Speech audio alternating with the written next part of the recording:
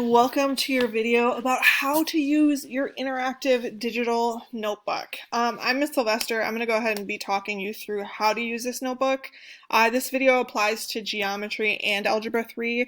For geometry, we are looking at the algebra 3 notebook, so your content is going to be different than what you see in this video. But the way I click things and use this, it's all going to be the same for you.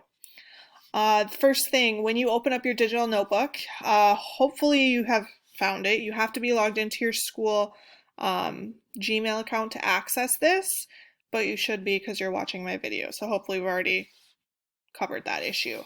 But when you see the front cover, you'll have the week we're working on or the dates we're going to be in this book, the sections it covers. You'll also have a mathematician of the week, who is, for this class, Christine Darden.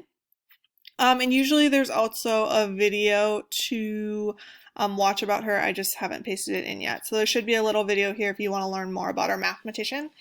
We'll talk about videos on the next slide. Along the right-hand side, you have these different tabs. They kind of represent the different sections of your notebook. The first one's going to be your help section, so that's where this video is going to be. And then the rest of them should correspond with the different days that you're working on material. In Schoology, there should be an agenda, and the agenda each day will tell you which tab in this notebook you need to be on. If you notice, you can click the tabs, and the thing pops up, and you can click on the slide you want to go to. So if I want to go to 3.2 day 1, I click on it, I click again on the slide. On your screen right now, you should be seeing like a yellow circle where I'm clicking. Hopefully that's happening, but that's just my mouse, so you can go ahead and watch that. The first thing in here will be a digital notebook tutorial. I'm filming that, so this video isn't that right now. But if you want to watch the video that is there, you can click play, and it will play right in the screen for you. It's going to take a minute to load. If you want it to be bigger, you can click the full screen button in the bottom right-hand corner, and it'll make the video take up your full screen. My video is muted right now, but obviously you're going to want the sound. You could also turn on the subtitles. The subtitles are like done by YouTube, and they're usually pretty good if you want to like see what it's saying instead of listen to it. I'm going to exit my full screen. You can press escape or press the little button you press to make it full, and I'm going to pause. And then we're going to go on to our next slide. Now to switch between slides, you can press your left and right arrows, or you can go ahead and just like click the other slide in this little like thumbnail bar over here.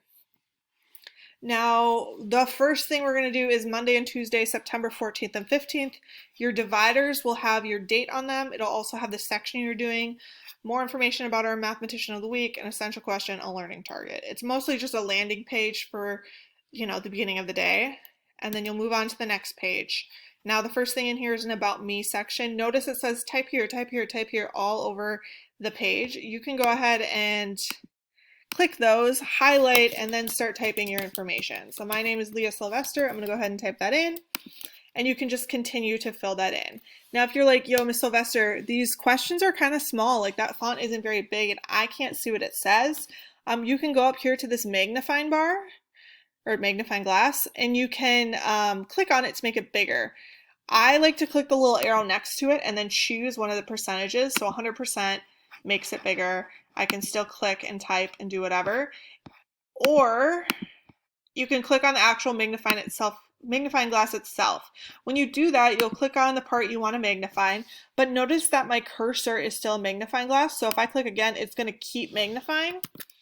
To get out of that, you have to click the little like mouse icon, the little cursor. Honestly, I recommend just using the arrow because I get confused by the magnifying glass, but maybe that's just me, but you do whatever works for you. Your slides will always start in the fit mode so that everything that's on my slide or around it fits on my screen.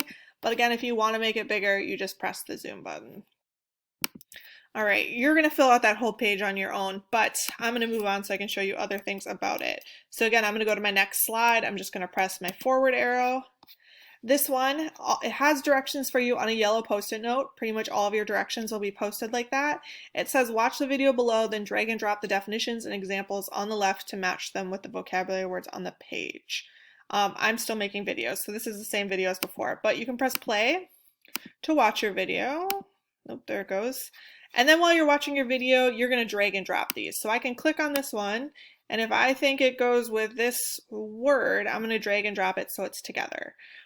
Your video will be going through the vocabulary. So you're just matching the content in the video to the content on your slide. This is mostly a way for you to like house that information and to know where to find it in the future. So again, you're just going to drag, drop, move the things wherever you need them.